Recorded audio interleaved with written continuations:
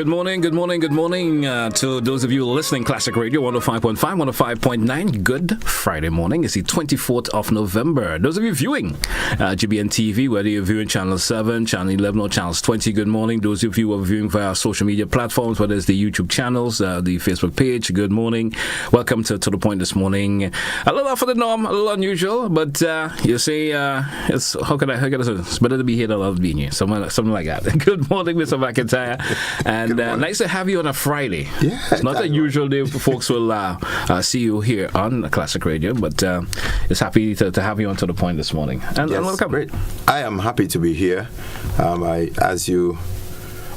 As you've realized, and I think some of our followers will realize that I've been off for a couple of Mondays. Yes. And they say I've been missed, and I don't think we wanted this to go too far. And I think people also had some concern that something might have been wrong with me. All right. I am good. I'm in good health. Thank God for that. There has been some reorganizing, some restructuring, some facilitating of other programs and so on. And so we thought, we don't want this to go too far, so we need to plug it in somewhere so that the people know that the issues are on the burner, they're current, and we're going to ensure that we make our interventions timely ones too, so that we can initiate change and adjustments to safety in general, risk mitigation, risk management. That's our thing. So true. Christmas 2023 is approaching. Yeah, and it's not only 3 days away, is it? This is 24. Yeah, and in 1 month's time it will be Christmas Eve. Yeah. Can you imagine? Time is. I remember moving. Exactly where I was. A couple of weeks ago, we were saying, "Hey, Christmas is in December." It was saying like, Christmas in December, and think about it. We almost to the latter part of November already. You understand? And before you know it, we're celebrating Christmas Day. And then, to the risk and disaster management technocrats, and responders, they will be probably breathing a slight sigh of relief that is coming to the end of the hurricane season. That's the hazard that we face every year, basically. But there are other hazards that Grenada and the Caribbean we are exposed to. So it's not that you're getting a break or there's a vacation for you, disaster risk people and the management response. It's just a matter of the season itself is going to come to a close officially. But it doesn't mean that we cannot be impacted. As a matter of fact, for us in Grenada, it's not about the hurricane or the tropical storms. On our risk analysis, you have things like floods, landslides, and fire, and so on that have had greater impacting on Grenada rather than the storms that come once in a while. So if you add them up, you realize that the economic setbacks and fallout and expenses over the years add up. And so people tend to believe, we have to have a hurricane to get a major impact of something, because sometimes you see the amount of fires that we have had for the year thus far, and so forth. There are instances where there were slides and so forth that caused people to be a little individuals' homes and so to get a little bit out of something for them. And that maybe was a little more worrisome than wondering if a hurricane coming. Even though a hurricane you have to be concerned if a hurricane is approaching. Because there's a season for it. There's a season for it. Yeah. But sometimes, fires don't have no season. That's right. No season for a fire. Or the impacts of a flood. Sometimes you could get a flood even though it may not be a full rainy season, we may say, but somehow we may get a little weather condition that pops in, cause a flood. So it happens like that. It does. Right. So our conversation this morning that we of course want to try on. We know as we talking about the season, it's a time of the year when we tend to have a little bit of concern about, especially for road users, when it comes to drivers, pedestrians, and stuff like that. Folks are transversing here and there, doing their shopping and so forth, and road folks are maybe partying and all of that involved when, around this time of the year. So it becomes folks want to drink and drive, and someone may not be driving with that due care and attention. And that is a worrying concern that we want to talk about this morning. And our listeners and viewers, your input also will be welcome when we get to that stage of the conversation this morning. So we want to kick it off this morning, Sylvan. We want to talk about, of course, I know you would like to offer advice as usual. Especially to road users, especially around this time of the year. That little bit of tip, tidbits and so forth that, road users can adhere to. As they drive along and so forth. Let's kick the conversation off like that this morning. Oh, great. So we don't want the issue to get retarded. We don't want it to just sit on the back burner. As we've established in the past that once you have the issues current, you address them, you speak about them, they definitely will get some attention. Yes. And we wish to say from, again, over a year ago when we started this program in terms of disaster risk reduction, and when we heightened the awareness in road safety, we've seen quite a number of things. We don't know if we are directly influencing those, but we can be assured that we're seeing some movements, and we spoke about some of them that we're seeing in some places. Yes. But as it gets closer to Christmas, and we understand that there is a build-up, I have said it before that security and risk management, like tourism, is everybody's business. Every household has to be aware of safety issues. Law enforcement is just not that of police officers, yes, but it's all of us. Police officers are the custodians, and those security officers, they do have specific responsibility. But every one of us do have a responsibility to ensure that our homes are safe, and what we do on our roads and our streets, that they are safe as well. And so we want to use this opportunity as often as we could, as it presents itself, to be able to remind people of some of the things that they can do. And obviously, as you speak of development, people say that development of a country comes with a level of risk with it. Yes. Obviously, big houses, traffic lights and streets and moving cars and so forth, massive high-rise buildings, apartments, etc., hotels and all these things. Once they come, that's economic development in a sense. Your roads and your beaches and your wider environment, your forests and everything. There are initiatives in those areas, but they do carry a measure of risk with it. And so, as we move into the Christmas season, when more people are going to be moving, there'll be more finance and everything in circulation, there'll be more drinks and parties and so on happening. It creates a risk. But today, we would like not to go general in terms of the home safety and all of that. We can touch on that, but we know that it has been hit by the police. They have been doing a fantastic job in that, but we wish to hear that a bit more from other people. And this is why we're going to speak and touch on some of them. But we want to speak specifically on the road safety issue. Yes. And since the 6th of March 2023, we decided to drive this campaign for road safety. And then we have a little announcement you didn't mention down the road. Yes. But I know you hold it back. I had just held it back a wee bit, but speak about down the road. Yeah, but we will speak about. But we're going to touch on. We hold that on our chest, right? Yeah, but we have to speak about. We have to speak about the road safety issue. But in general, yes. So I want to speak first about the recent initiative of the traffic lights. Yeah, the traffic lights. That's a very welcome initiative, and from what we're seeing, it has slowed down movements quite a bit. And you may say that's a negative, but really it's not. So the people who want to rush around... When you said it's not a negative, because there are people who may look at it as a negative in terms of, well, the traffic is moving slower and stuff like that. That's where I'm going. But you're looking at it in a positive light. Yeah, that's where I'm going. People say, well, it slowed down movements. We used to be moving much faster, and now we have the traffic light. Well, I had a conversation, which is unofficial, with a very senior police officer. Yeah. And we had a very useful discussion, and I can tell you I'm going to reveal some things later on that our minds, our heads are basically in similar direction in terms of Grenada's safety on our roads and so forth. And we were very happy that we had that conversation, so we're going to see some things coming out of that, definitely. But as we speak of the traffic light, I also said to him, I said, I welcome that. He said, yes, when I see traffic light, I see safety. Right. I am seeing the same thing. Because what's been happening, now that people are channeled into reducing their speed and to become more cautious, that the traffic lights are installed, and along with the traffic lights, there are cameras. And so that's a deterrent in itself. Okay. So the people, especially the bus drivers, that group of people, who we are considered something a bit of an annoyance. You consider the general public. Just a bit of annoyance. Yes, they have the contribution. We thank them for commuting people from point A to Z, but they carry a massive level of risk with them with what they do. And so, yes, so the traffic lights has slowed down that wanting to overtake. Yes. In different places, and if you do overtake and break the traffic light, you're committing an offense, and the offense that you committed is not in view of a police officer or other persons. It is also recorded on camera. All right. And so you can't say no is no your word against this anymore. There's an actual video that can show that you traversed and you violated that light at that time. Yes. And that is a plus. And so what this has done, it has added a measure of safety, because think about it, speeding is reduced. Yes. So now people who want to get across on pedestrian cross, they have some time now to be able to get that sorted out.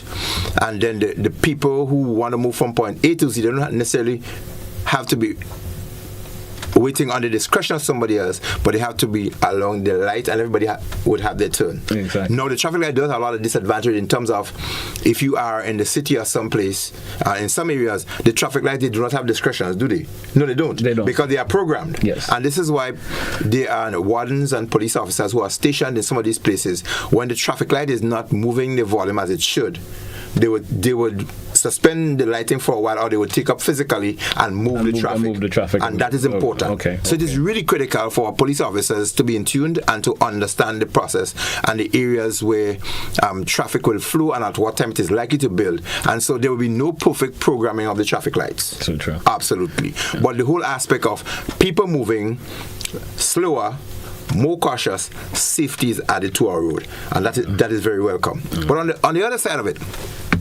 there still need to be some enhancement of that aspect. So here is what the public education and information related to road safety, and specifically now to the use of pedestrian crossings, yes, or zebra crossings, and the use of the traffic light. A gentleman said to me, and not just him, a few days ago, that we need to be able to educate our motoring public and pedestrians as to the use of the traffic light. Some people move too fast moving to the traffic light, and so when they get to the light, they step on the brakes really sudden and don't understand, and don't give themselves sufficient time to understand that the amber is a caution. Yes. The red mean that you stop, and the green mean that you proceed. So some people would be seeing the amber and rushing to go past before it turns red. That's a risk. Yes. The amber means that you should be slowing down, preparing to stop, and not speed up as much as you could to cross before the red comes on. Now, the other aspect, when the red comes on, you wait. When it turns into green again, you move. Yes. But here what? People move too slow. So there is the traffic light, they are programmed, and so if you move too slow, you delay the amount of seconds or time that the volume of traffic will have to get across this area within a given period of time. So it backs up. So people have to understand that once the light turns green, you go. You go. You don't just step on the gas and bump into somebody, but you move briskly. You step on it a bit so that you keep a steady flow and not a snail pace across the. Keep it within your speed limit. You keep within the speed limit and you keep it progressive. But some people would be snail speed. They want tomorrow, they want to joke there. I have observed that also. You seen that? I have observed that. Some folks may take their time when the lights on green, or they're probably distracted for some reason or the other, because maybe they were on the red for a period of time, and then it turns green and maybe they wasn't paying attention, and now maybe at least 30 seconds may have passed before they move, and then before you know it, the red turns back again. So that's where a problem comes in. You're correct in saying that, because there are individuals who just for some reason or the other have that slow way of moving off. Yes. Especially when it comes to hills, not only hills, but sometimes even on a lower area roads, they just have that slow way of moving. And similar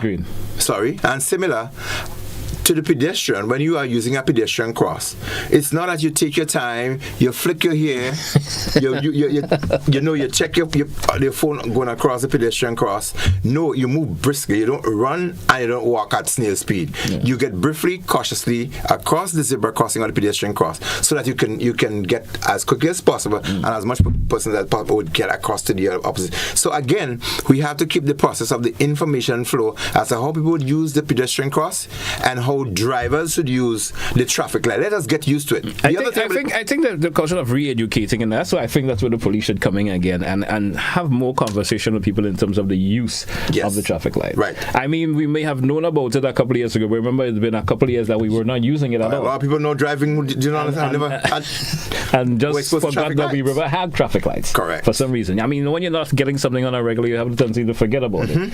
And I think that's where the re-educating of people in terms of the use, drivers, pedestrians, congestion as a whole, I think that we need to have that re-education again, the use of traffic. It's been done, but sometimes there are things that needs to be said multiple times before it actually catch on again. Right. And I think that's what the little problem we're having right now.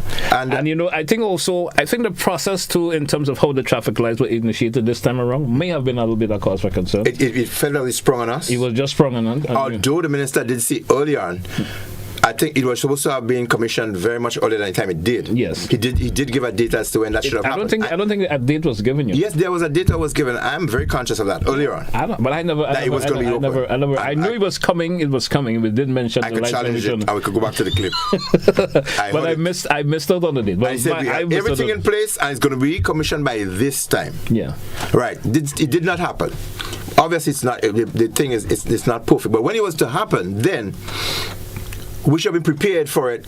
That is happening, and as a matter of fact, you're absolutely right, GT, that the educating process should have started and preparing people to, because the people who were here, the guys who are doing the technical work, they were here, they were putting on, they were testing, and they would have given an idea as to when they were absolutely sure it was going to be turned on. Yes. So weeks before, we could have been preparing our mindsets, our psyche and everything, getting reused to it, and those new road users over the years that we did not have it will now be prepared to use it. The other point I want to raise, again, the traffic light is taking a bit of the first portion. We're rolling on over with it. The white lights that are drawn up, they are double. There's one with some space. There's about 5 feet, between 4 to 5 feet between the white lights. Yes. That's an area where vehicles should stop. That's what they call the pressure sensors. The pressure sensors are there, and it tells the build up and so on. Sometimes they give the time for the lights and all that to change. Yes. But what happened is that people tend to be using it as a pedestrian cross. That is not the appropriate use of that area. In some cases, they have used that very same area and they put the zebra markings, the black and the white, and it is being used as a pedestrian cross. But at lights, there need to be specific places identified for pedestrian crossing. All right. And that is something, and what drivers have been doing, they have been going beyond that line to stop. So they get directly under the light itself and they're looking up you at the have light. to dip. I'm guilty of that sometimes. It has happened to me a couple of times. I'll be guilty of that. Sometimes maybe the vehicle ahead of you may have gone and you turn green. Right? Yes. Sorry. You understand? Yes. So no, you have to stop. You cannot proceed. I didn't want to violate the traffic. I didn't want to violate it, but so then no, you are over the line a wee bit. In some cases you get ticketed for that, right? I know there are countries that once you cross it, you get ticketed. I know of that. And there's a safety issue with that.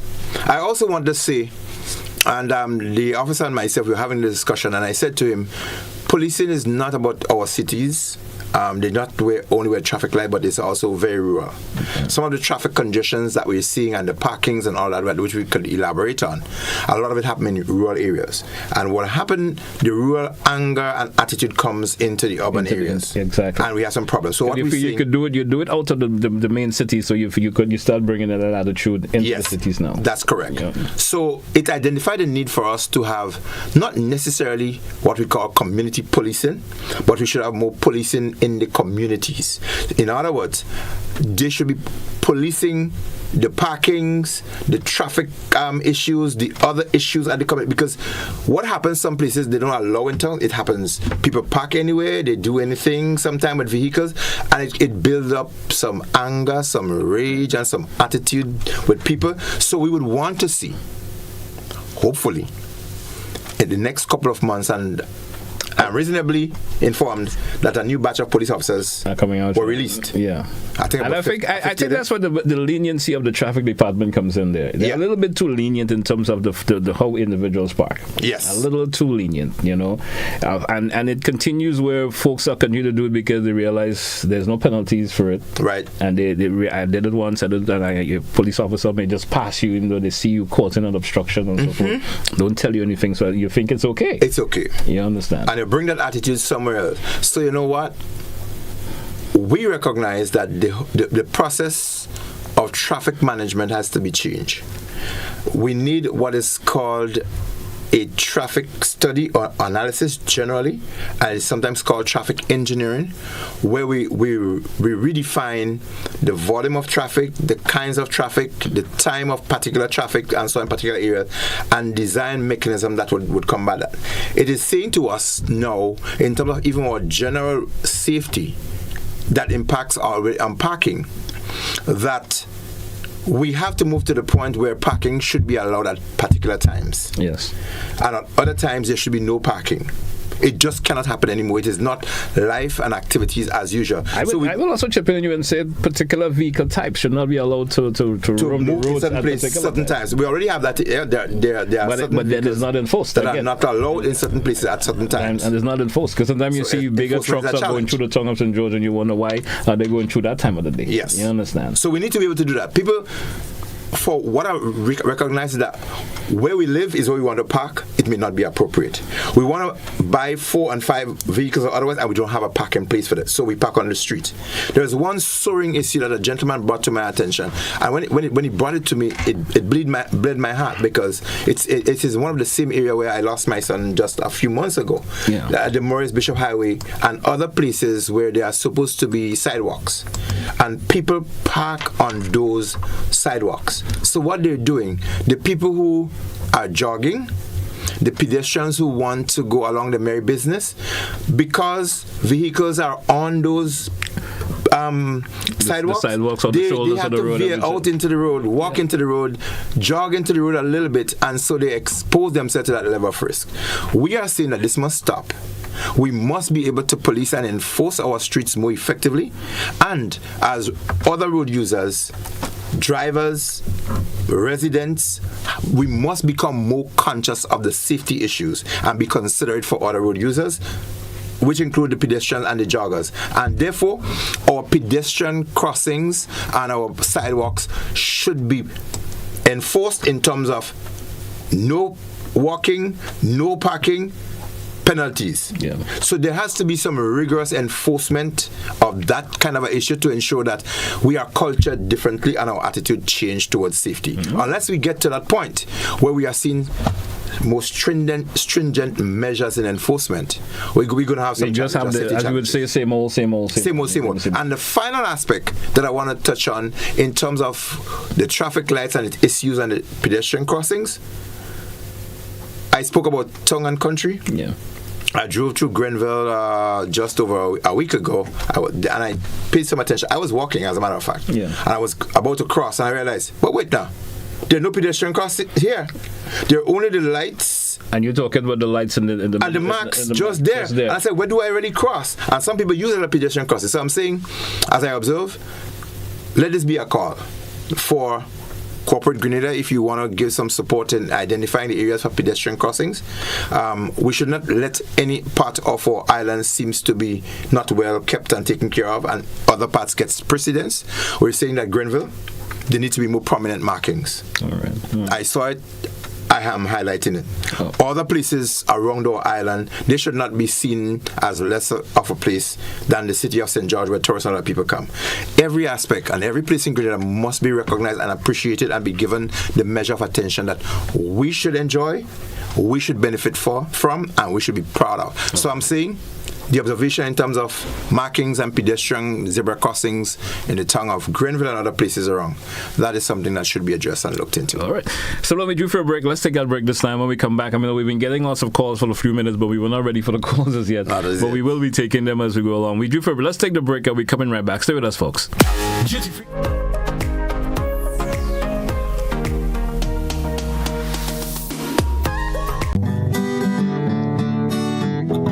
National Lotteries Authority is a proud sponsor of many cultural activities within the Tri-Island state of Grenada.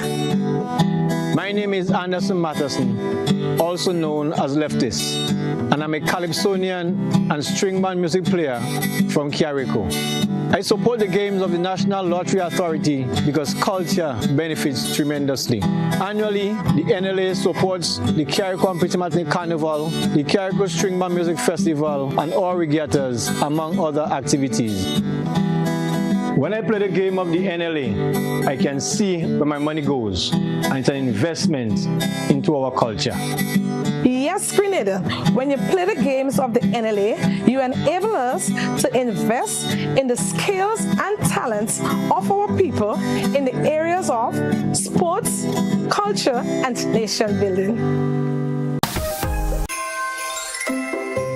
Hello everyone, here is an invitation to join me this and every Sunday until December 17th on GBN Television and K105 FM from 5 p.m. to 7 p.m. for Yuletide Sundays. Great music, gifts, and all the wonderful things of Christmas. Yuletide Sundays comes to you compliments Hubbard's, quality service, affordable prices, Grenville Credit Union, Gittins Healthcare, and Clear Vision Eye Center. I want you to control your anger. There's a way to feel better. That's one thing to remember. No matter where you are, you can be a star.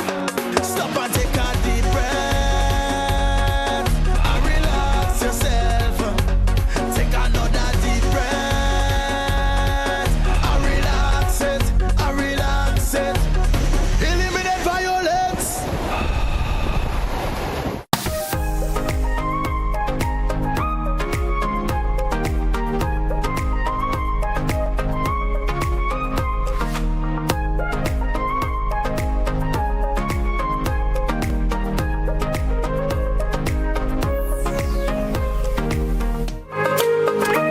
Welcome back, listeners. Welcome back, viewers, to The Point for today, Friday, the 24th of November. And Sylvan, we see a couple of calls coming in. Let's entertain some calls before we move into another segment. Caller, good morning. You're welcome. Yeah, good morning to you. Greetings to you. Yeah, and this traffic light is only like for drivers alone. Now, I think was sometime last week I saw a lady was crossing on the green light with about a 2 to 3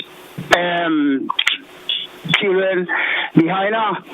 And the driver now he had was to just slow down in front of her. You know what I mean? That is what it could, because a lot of us that it's time for me to understand the traffic light in Glenville.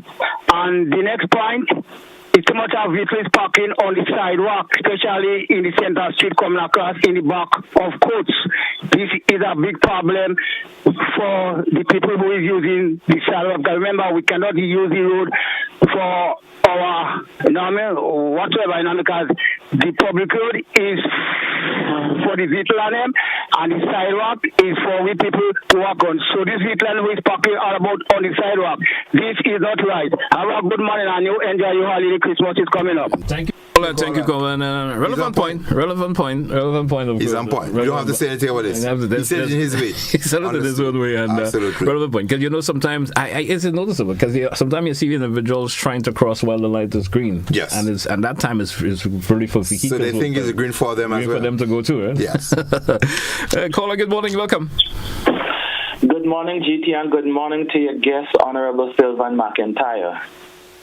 I would like him to just speak to 2 points. Point number one is that there are persons parking up, by which I heard a lady complain, persons parking in her gap, so to speak, and she called the police, but the police is saying they cannot do anything about the issue because her driveway does not directly connect to the main road. So where the person parking is like they're not necessarily in her land, but they're blocking her line of sight when she has to reverse out her gap. That's number one. And number two, I want to know, for a long while I've been wondering about the reasoning behind the pedestrian crossing by Mountain Street, just at the entrance to the financial complex there.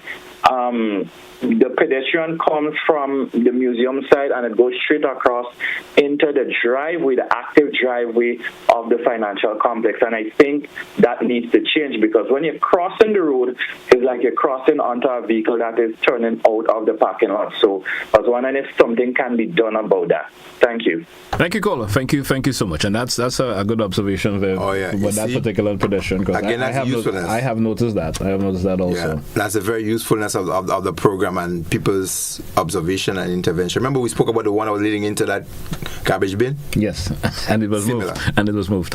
So let's take another caller. Good morning to you, caller. Welcome. Good morning, Mr. McIntyre. Good morning, Mr. Telesford. Greeting. Very interesting observation there. I was told of a certain case of that similar situation in Springs. Imagine a pedestrian crossing leading directly into a roadway. And that brings me to Mr. McIntyre, I do admire you when you chat and so on because you make great sense. Strange enough, however, when you were senior police officer and running the administration, assisting in the running of the administration on these things, you never really took them so serious. Why didn't you fight to get some of these things put in place? But it takes me to the point. Standards. Where are the standards, Mr. McIntyre? That's the problem. I want to focus in on two things before I end here. One, I understand and I do welcome the introduction of traffic lights in the city. Traffic lights in the city. The tongue of St. George.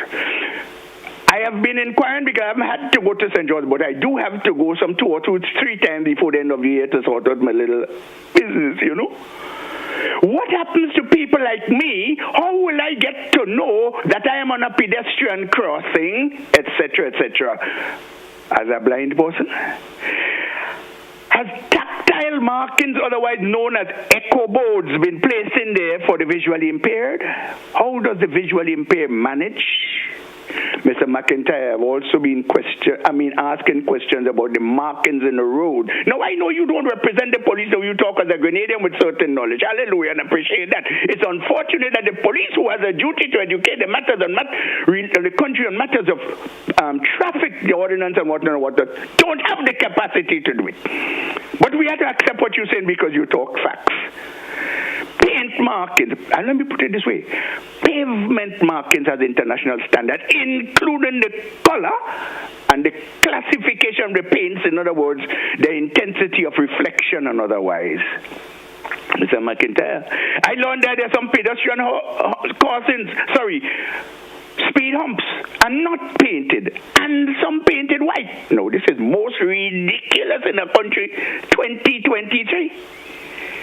It is crystally established in the specification that traffic paints, traffic yellow especially and black, are for places where there are looming and impending danger. In other words, area of hazards where people are not expected to traverse. And white, you call them zebra crossings, white and black are where people traverse. The zigzag lines prior to the pedestrian crossings. I understand that people park on. Well, I do collide from time to time on vehicles and so on. And I ask myself, what is happening with the standards, Mr. McIntyre? The standards. Aren't we learning, for Christ's sake? When will we? But I must indeed tell you, son, that I appreciate your attempts and so on to try to inculcate information. But you also have to call on the authorities that I do from time to time and tell them where they're failing. They're doggone well failing in this here country. They're not getting the message. As a matter of fact, they're ill-prepared to do the doggone job.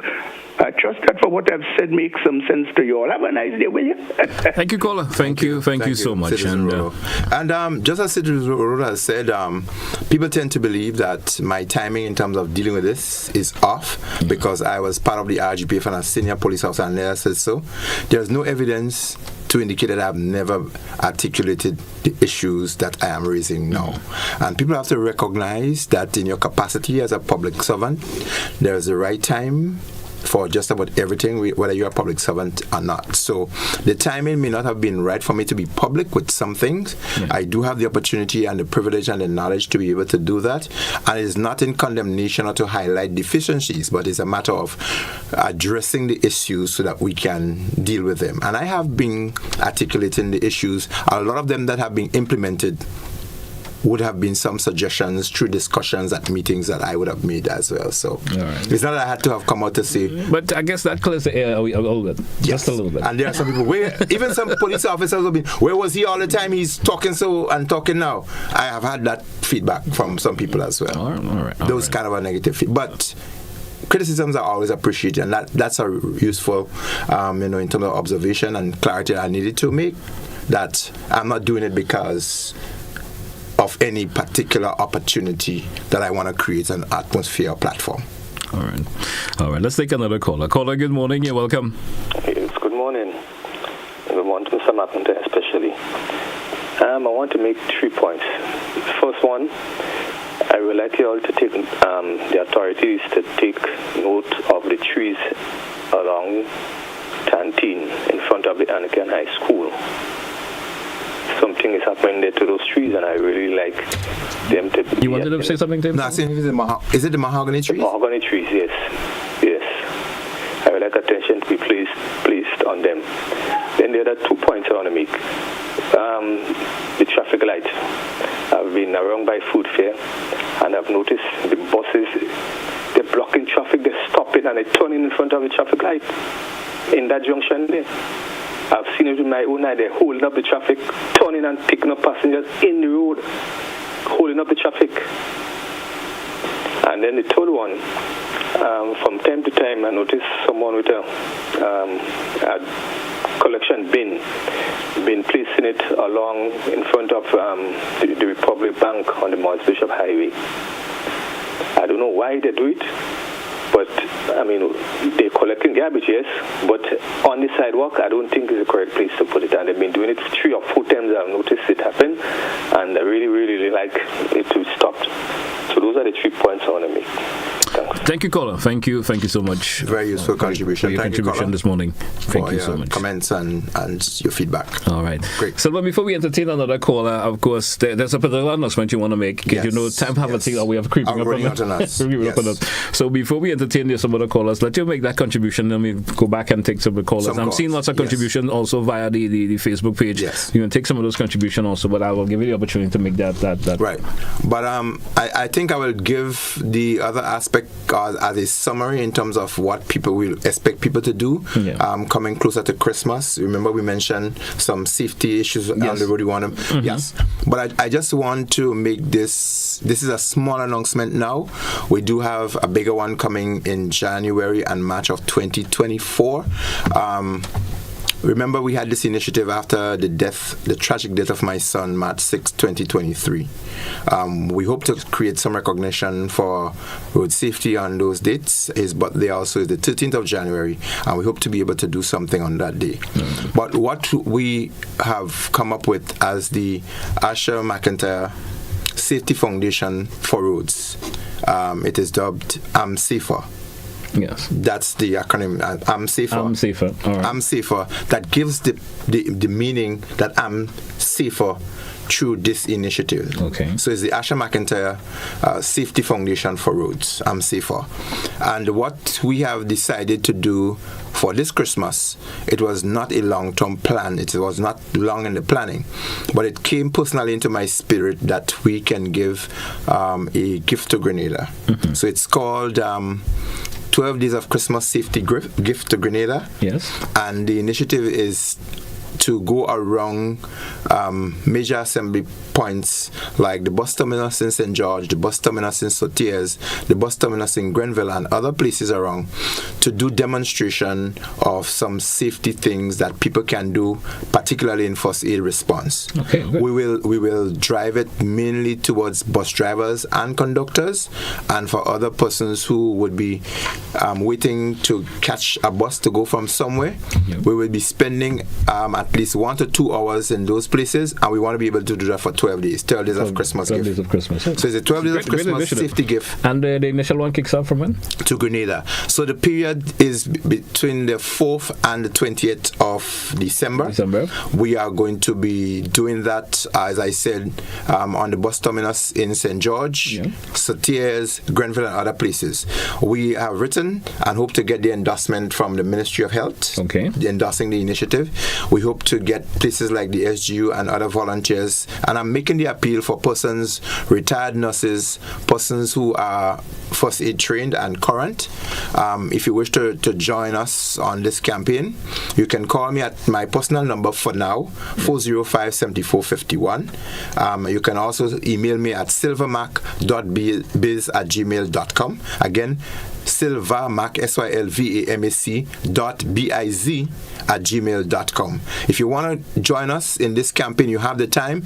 It's not going to be just on a weekend. It's going to be any time. It's going to be Monday to Friday, Saturday, Sunday. As the time affords us, we'll be getting there. So it'll be like a bit of a pop-up. It'll be like a pop-up. All right. And I can tell you, folks, if it's going to be just me, you can be rest assured that this initiative of a safety gift to Grenada, teaching people to do CPR, chest compression, and possibly rescue breaths. We will teach people how to dress a wound, a stab wound, or a puncture, a penetrating wound that someone may receive. We know the risk around those times. We will also give a shot demonstration and teach people how to put people to lie in the recovery position if there is an emergency where somebody is asthmatic or epileptic or otherwise and they collapse, how to leave them until the ambulance will come. And we will also touch a little bit on fractures and how to move people a little bit if they come down with some kind of emergency. So that is our gift, our safety gift to Grenada. So if you wish to join us, you can call me. There will be some little things that we would need, things like if you want to help us with a tent, make a contribution towards providing refreshment or otherwise for the volunteers, that is also welcome. We also will be doing some t-shirts.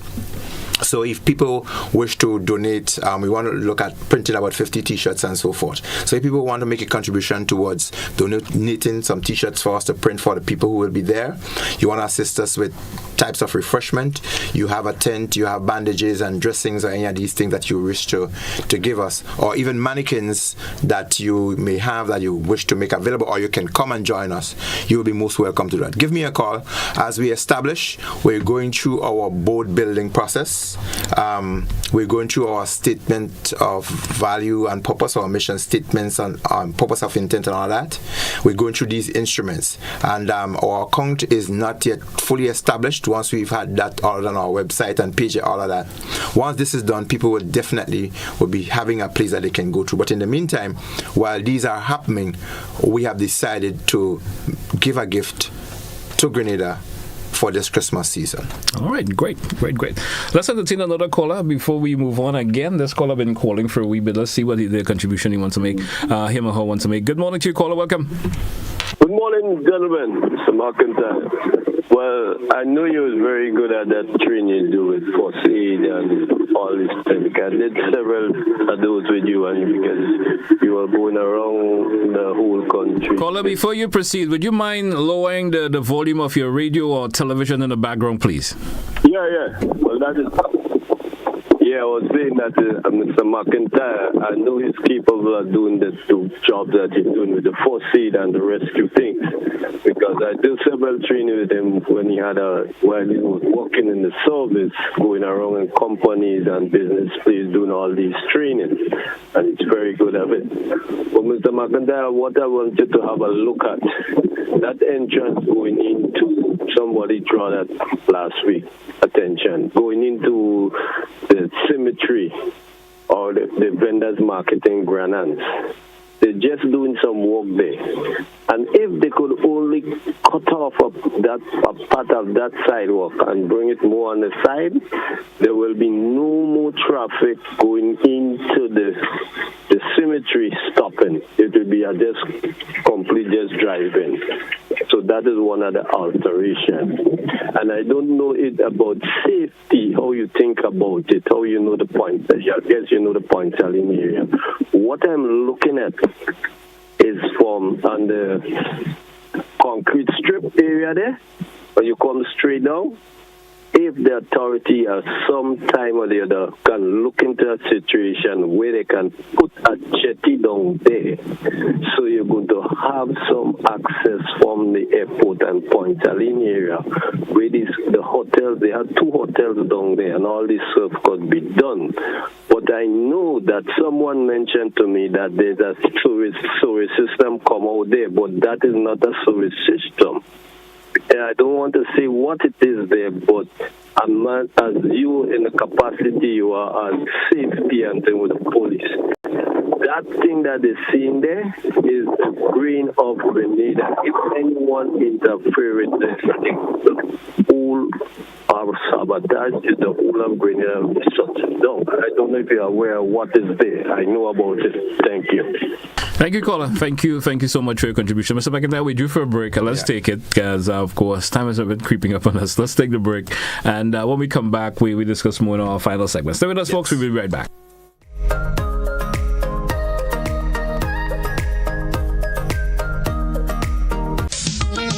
Mention the wing high, then you have things like man, you must come back, you know. We have the low folder. When you push your push up, it is kind of like the same man, and it's just different name for the same kind of thing. And last but not least, I just want to say to all the men who saw me, call me, and ask for a piece of cake. I'm baking this weekend. Join us Fridays at 8 on GBN Television, K105 FM, GBN's Facebook page and YouTube channel for We Culture.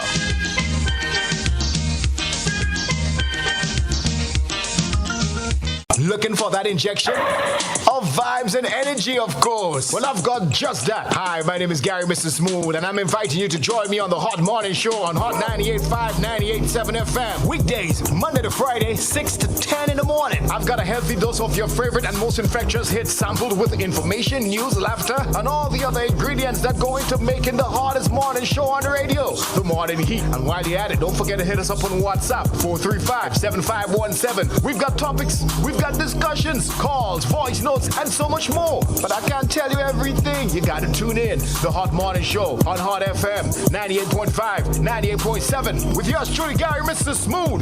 Kaboom!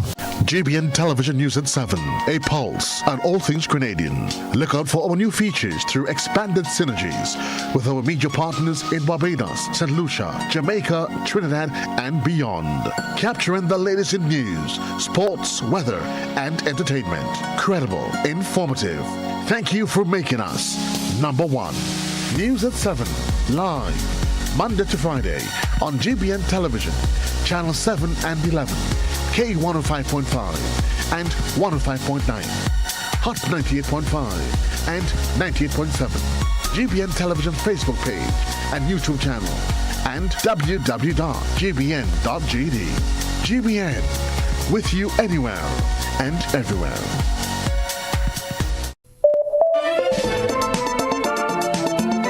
On this episode of Caribbean Passport TV, we travel to St. Kitts and Nevis, visit a cocoa estate in Trinidad and Tobago, and listen to some steel pan music.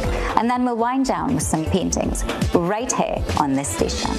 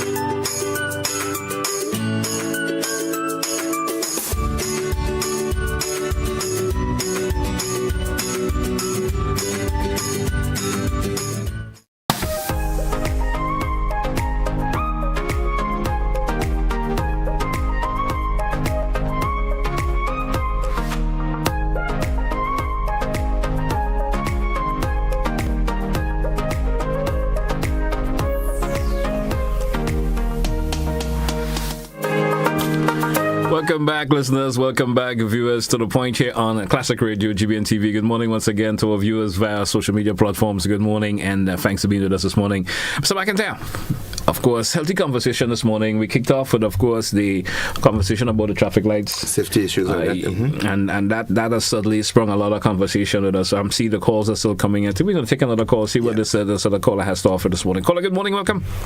Oh, good morning. Yes, Mr. McIntyre. Again telling you, I see you laughing. Where were you all the time? No, I don't know. I guess people might be hating you and perhaps me for always saying that we need to be educated.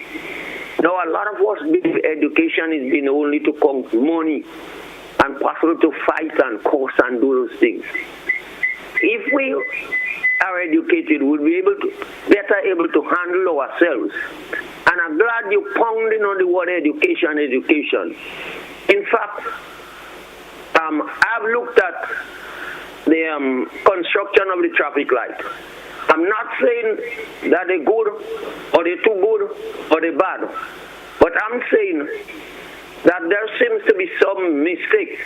For example, when you're coming up by Mr. Postle's building, the early Postle, there is no light telling you could go going up a kind of shielding. No light telling you that you can go into I think you call it Gold Street. No light telling you that you go down by Ace.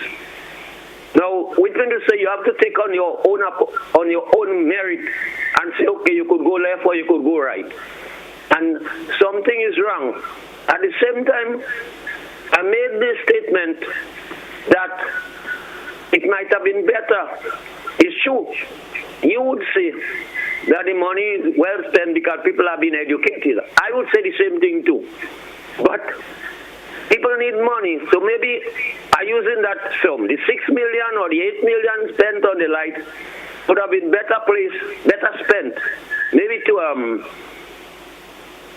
employ 500 more workers that cause the traffic, or you call it waters. And then the money would have been spent perhaps in Greenera. And I feel that maybe we don't have enough trained people. That's my feeling.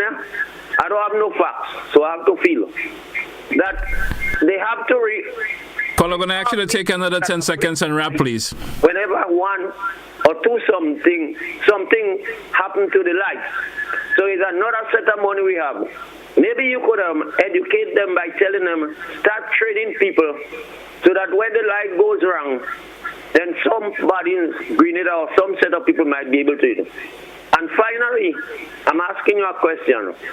The place by Frode where they have a home with different colored brick, is that a pedestrian crossing? Not the three white lines. As soon as you pass the tree line and you swing it into, I don't know the name of street in St. George's, but the street coming in where people sell, and on the side of the street, before you meet Flo. I'm wondering if there is a pedestrian crossing there.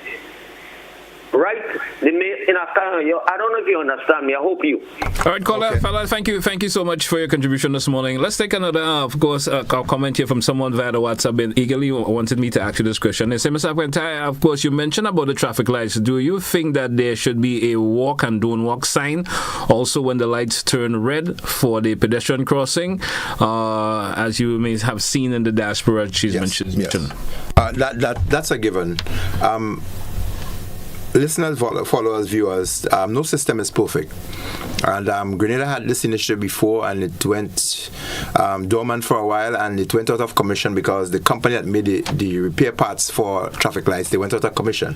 So that system went down, and it took a while before it came back up. Obviously, we are building, we are growing, and the traffic lights and the whole system of traffic management, it is growing. Yeah. And so contributions, ideas are welcome, and I am absolutely sure it's not perfect cast in stones. As people make their observation recommendations, then they would be. But the idea of don't walk and walk is something that should be installed at every traffic light station. I think I had an officer one time, and he did mention it in that particular. And it's a little bit comical when the little white man comes on. Yes, that's correct. He's the little white man. Even that needs to form an aspect of the whole educating process to people as to what that means. And there are even the touch buttons. Yes. I'm not too sure I've seen some of those anywhere, and there's an alarm and a beep that goes with it as well. And those are some innovations and even as Mr. Rollo mentioned, of course, features for people who are and to make it user friendly for people who are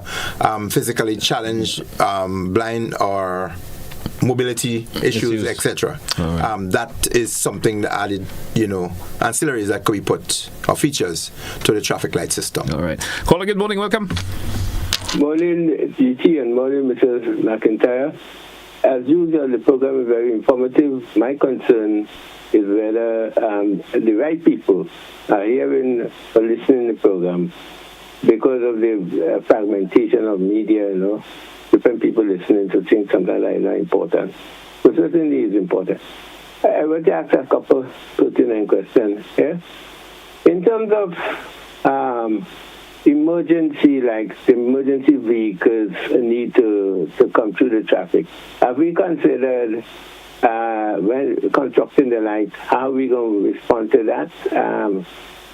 The thing about us, most times we don't really think deep enough. So only when incident happens that we think about it. And if we haven't, can we begin to think, just in case there is, especially with mass casualty, how are we going to deal with it, you know? And then may I suggest that we do have extensive conversation about regulating the importation of vehicles. To me, we have too much vehicles in Grenada in the first instance, especially some of them that are not helpful, that are not useful on the road and so on. Because we are receiving people's garbage, you know, and of course it helps some of us and we're wrong, but some of these vehicles probably should be prohibited from entering the country. And at the same time, in tandem, that we do work on a proper transport system that people will have the ability to move efficiently when they need to move. There's so many things we need to do to right in this place. And finally, in terms of people setting up business along the roadside, I think we need to curb that. I know there's a high degree of poverty in Grenada because of what happened in the last many years, and we don't have to pretend that there are no poverty. And in that context, Mr. McIntyre mentioned that when you have development and so on, this will have. And poverty is one of those things that come with development. We don't like to accept that. So we need to ask the question, what kind of development that we are aspiring for? Thank you. Thank you, Kola. Thank you so much. Great. We have to be and give credit where credit is due. In terms of eating a food at anybody's cost is not a thing that we really want to support in Grenada. And I'm happy to really commend the initiative I've seen in terms of ensuring that business places and persons that want to vend, that is taking some area of control. Some places have been demolished. There are some businesses that have been shut down too. Ministry of Health have been going around and shutting some places down that are not adhering to health conditions. I applaud you tremendously. And for all these little shacks and other places just going up ad hocly across Grenada, they cannot be tolerated. They must be regulated and they must be put into some place where it is organized, healthy, and delivered in a user-friendly, sightly manner. And so I would really, really want to commend the initiative in ensuring that is enforced. And enforcement is one of our weaker things that we do have in Grenada. And it's not just, when you hear enforcement, people tend to be the police officers. They are wardens for health, and they are health officers, environmental officers, and everybody else who need to be more stringent in the enforcement measures across country. Folks just get away with stuff too much anyway. I would want to hear on GBN and other areas, people who violate, they are made public examples. I want to hear that. I would agree. I would love to hear that a bit more. Some names should be called. Some names and some places. Name and shame. We have to move to that stage, or else Grenada would get to the place that we don't want to, where other places to our south and the north, some things are happening that are unacceptable, unsightly, and unsafe. We don't want Grenada. Grenada is too much a beautiful place. A lot of things are allowed to fester for too long a period. You know, as everybody feels, well, I want to be an entrepreneur for some reason. And just get up and start put up build something by the side of the road, and then eventually, when government leave it there, they have to find place for them, give them proper building, or otherwise later on. So let us nip it in the butt. It's going to be less expensive and hassle free for us to deal with it once it's early. Let's take our final caller before we take a wrap. Caller, good morning. You're welcome. You're a final caller this morning. Be quick about it, please. Let me take that. I think I touched the wrong button. Caller, good morning. Welcome. Good morning, sir. Good morning. Go right ahead, please. Good morning. I call you from Kayako. Can I say anything from Kayako? You permitted. Go right ahead. You have at least 30 seconds. Go right ahead. Yes. I call you from Kayako. Yes. Caller, you may have to lower the radio or the television. It's distracting you a wee bit, and we're strapped for time, so do that quickly, please. I think we may have to forego on the caller because I don't think they're getting definitely have to in the interest Sorry of about that, caller. You may have a good contribution, but in the interest of time, we just it's already 10 a.m. and we have to take a wrap. Yes, great. Mr. McIntyre, any closing comments? I know that I want to, of course, hope that the initiative that you plan, hope we will talk about it again before the year ends, and you can probably come and give feedback more at time and say, well, we're going to be here today or tomorrow, at what particular time and what date, or the next time you're on the program. So you could probably get to do that. Anything else before we? Yeah, so I'm absolutely sure that GBN would be partnering with us in terms of promoting and informing people as to the locations where that initiative would be taking place. I just want to two things basically. There would be a lot of more risk associated with the season, especially on roads. If you drink, don't drive. If you drive, don't drink. And I mean alcoholic or things that can impair your judgment, your vision, and your ability to steer and to control that which you are entrusted with. Vehicles can become weapons of mass destruction if people have or consume things that will lessen their ability to be in control, like drugs and alcohol and so on. And the functions that you may want to attend, ensure generally assess where it is in terms of the risk associated. There are other kinds of risks that can happen: fires, floods, collapse, fight, etc. Analyze the risk before taking the chance. If you see something that feels unsafe, look unsafe, smell unsafe, it may just be unsafe. They need to be reported. Mm-hmm. And finally, please lend your support to this initiative. 12 days of safety gift to Grenada. We'll be doing first aid initiative, teaching people to band wounds, do recovery positions, and generally emergency response to a situation that can happen at or places where mass gathering happen. All right. Sylvan, I want to thank you for being with us this morning. I know it's not your usual time for being with me, not a Friday, but it was good to have you this morning, and we had a fruitful program, I would say. Next time around, we'll be back on a Monday. Yes. yes. We want on Monday because you're here Monday, you're here McIntyre. Yeah. So, all right. And here GT as well. Good. Anyway, thank you once again. I want to thank our listeners and viewers who, of course, who participated some way or the other with us this morning. Thank you so much. Have yourself a great day, what's left of it, and a wonderful weekend to come. All the best, folks. All the best out. This is where we say goodbye.